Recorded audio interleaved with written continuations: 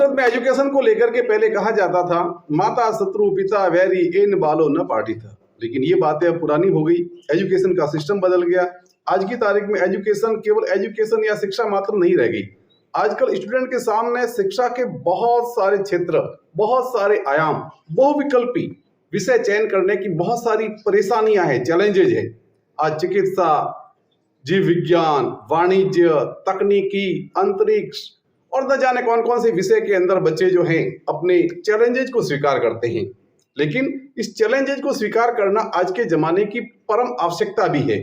लेकिन उसके लिए मैं स्वामी विवेकानंद के द्वारा कही हुई एक उक्ति आपके सामने बताना चाहूंगा।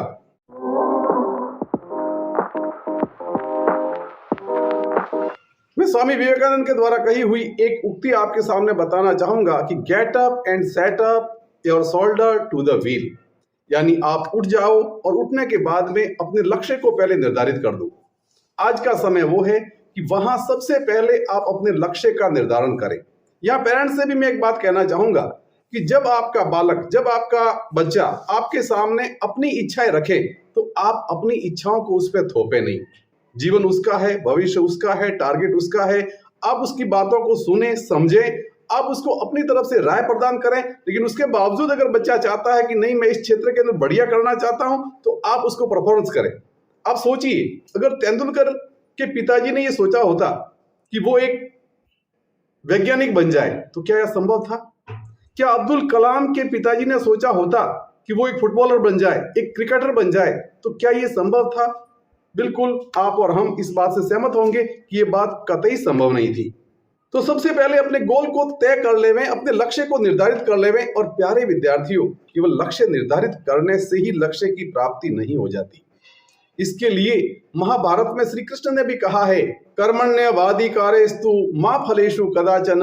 उसे अंग्रेजी सूक्ति के अंदर कहें तो वर्क इज वर्शिप। संस्कृत के अंदर भी कहा गया है उद्यमेन ही सिद्ध्यन्ति कार्याणि न मनोरथे न ही सुप्तस्य सिंहस्य मुखे मृगा परिवेशन्ति। अर्थात काम किए बिना कभी भी सफलता प्राप्त नहीं होती। अब बात आती है कि सब काम तो हम सभी करते हैं, फिर हम सफल क्यों नहीं होते? इसके लिए मैं आपको एक बार बताना चाहूंगा कि एक बार स्वामी विवेकानंद जब अमेरिका के दौरे पर गए हुए थे तो वो हमेशा भ्रमण करने के लिए निकल जाते। एक बार वो सुबह सुबह एक नदी के किनारे तट पर टहल रहे थे कि वहां पर 2-3 युवक जो हैं नदी के अंदर तैरते हुए पानी के पत्तों पर अपने बंदूक से निशाना लगा रहे थे। उनका निशाना सही बैठ नहीं रहा था और उनकी इस प्रकार की उस कार्यशैली को देख करके स्वामी विवेकानंद मुस्कुरा उठे। एक नवयुवक को गुस्सा आ गया और उसने स्वामी विवेकानंद से कहा कि क्या इस काम को आप इतना सरल समझते हो? अगर इतना ही आसान है तो लो, आप भी करके देख लो। स्वामी विवेकानंद ने बंदूक ली और बंदूक उठाने के बाद में एक एक करके लगातार 12 निशाने लगाए और 12 ही निशाने अचूक थे। और जैसे ही उन बालकों ने ये देखा, वो युवक ने पूछा कि इसके लिए तो आपने बहुत बड़ा अभ्यास किया हुआ है।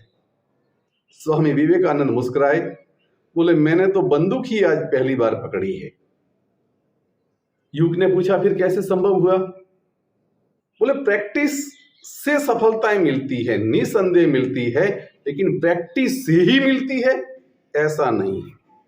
सबसे पहले आप अपने मन को एकाग्र कीजिए, मन को संयमित कीजिए और जब आप अपने मन के ऊपर टारगेट को एक टारगेट निश्चित कर देंगे तब जाकर के आपका निशाना कहीं चूकने वाला नहीं है। आपका लक्ष्य आपको 100% नहीं 200% हासिल हो जाएगा। अर्जुन की बात तो आपने सुनी है ना? अर्जुन ने मछली की आंख में तीर मारा। क्यों मारा? जब गुरु ने पूछा तो उसने कहा कि मुझे चिड़िया की आंख के सिवाय कुछ दिख ही नहीं रहा था। तो हमारा भी लक्ष्य केवल जिस विषय को चुने, जब तक वो लक्ष्य प्राप्त नहीं हो जाता है हम उसको चिड़िया की आंख बना करके और अपना अथक परिश्रम करें, सफलताएं हमारे हाथ लगेगी। निराशाओं का जीवन के अंदर कोई स्थान नहीं है। तो आगे बढ़िए और अगर मेरा वीडियो पसंद आया है तो शेयर कीजिए। धन्यवाद।